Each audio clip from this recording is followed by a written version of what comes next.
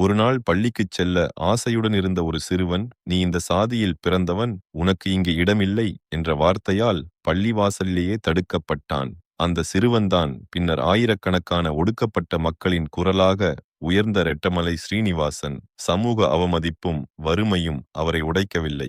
ஒரு நாள் இந்த அநீதியை மாற்ற வேண்டும் என்ற தீவிர எண்ணமே அவரை முன்னேற்றியது. கல்வி கற்க முடியாமல் துன்பப்பட்ட அவர், பிற குழந்தைகள் அதே வேதனையை அனுபவிக்க கூடாது என்று முடிவு செய்தார். அதற்காக பறையர் மகாஜன சபை அமைப்பை தொடங்கி தாழ்த்தப்பட்ட மக்களுக்கு உரிமை கேட்டு போராடினார். ஒரு கூட்டத்தில் அவர் கூறிய வார்த்தைகள் பலரின் மனதை உலுக்கியது. "எங்களை மனிதர்களாக மதிக்காத சமூகத்தை மாற்றுவது நம்முடைய கடமை." பின்னர் லண்டனில் நடந்த வட்டமேசை மாநாட்டில் கலந்து கொண்டு உலகமே கேட்கும் மேடையில் இந்திய ஒடுக்கப்பட்ட மக்களின் குரலை எடுத்துச் சென்றார். அப்போது பி.ஆர். அம்பேத்கர் கூட அவரின் தைரியத்தையும் அர்ப்பணிப்பையும் பாராட்டினார். அவமதிக்கப்பட்ட ஒரு சிறுவன் வரலாறு பேசும் தலைவராக மாறிய கதை இதுவே ரெட்டமலை ஸ்ரீனிவாசனின் உண்மையான வெற்றி.